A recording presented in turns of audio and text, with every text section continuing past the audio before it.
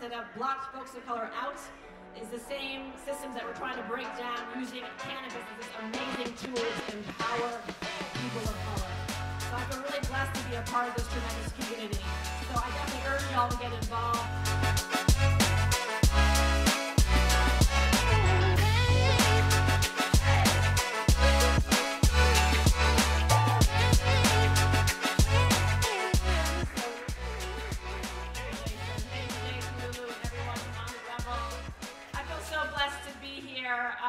As Jason said, my name is Arana. I'm the president and co-founder of the Union Square Travel Agency. Hi, y'all. I see some of our team here. We were the third licensed cannabis dispensary to open in New York State. And I guess I'm supposed to be talking about how to start a dispensary, which is an incredibly complex process, but I can certainly share some of the things that I have learned over the last 2.5 years. I'm fairly new to this space. I've learned a lot, continue to learn every day. Just starting at the top, I think being in this industry, especially in New York, is all about community. And that really is the most important thing. Events like this, organizations like On the Revel, you know, the intent behind the legislation which legalized cannabis really was attempting to recorrect the wrongs and to repair communities that have been devastated by the war on drugs. And so, in my opinion, if you want to enter this space here in New York, you really should be working towards supporting that goal, helping to give opportunities to folks who have been left out of this new economy. You know, nationwide, which I only actually realized working in cannabis, nationwide, only 2% of all companies in this country are owned by Black people. The same is true for cannabis, right? The same systems that have blocked folks of color out is the same systems that we're trying to break down using cannabis as this amazing tool to empower people of color. So I feel really blessed to be a part of this tremendous community. So I definitely urge y'all to get involved. The other amazing thing about being involved in cannabis right now in New York State is that you're able to impact the culture of cannabis here in New York. You're able to value diversity and inclusion because that's celebrated in this community. You're also able to support BIPOC women-owned entrepreneurs, LGBTQ legacy operator entrepreneurs, and really work towards a common goal to provide opportunities for these communities.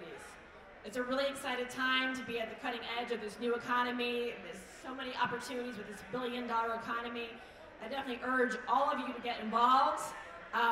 The time is now, the window is shortening, so I definitely urge everyone who's interested to explore these opportunities further. What else can I say? You know, the cannabis industry is an incredibly tumultuous industry that is highly unpredictable, changes every single day, so you definitely need to have tough skin, go with the flow, be nimble, be flexible, but also be driven by more than just selling weed and making money.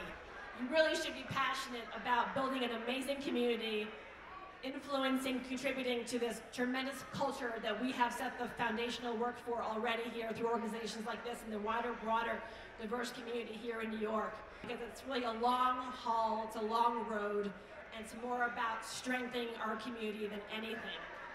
Lastly, I would say the most important thing about starting any company in the cannabis industry is your team. And surrounding yourself with like-minded people who share your values, people who are good communicators, who are humble, who are kind, but are also best in class, who have extensive experience and are just willing to work hard and get scrappy and do whatever it takes. If you want to open up a dispensary, you need a wide array of highly talented people who come from different sectors, right? Finance folks to help with the fundraising, pull together the financial models and the fundraising decks. People who have the relationships with high net worth individuals who can contribute funding. You need accountants to help you overcome the 280E tax code, which prevents us from writing off all business expenses. You need folks who are proficient in real estate commercial leasing.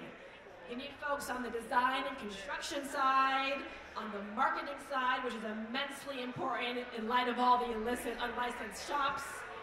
You need folks who are very, very familiar with the supply chain and have relationships with growers and know how to select the best product for your dispensary. And I think the most important thing really is a stand-up, amazing head of retail who actually works to empower our team, provides opportunities for advancement, and really helps provide the education and the service to our customers to help educate the community here in New York about cannabis, but also be able to provide safe product.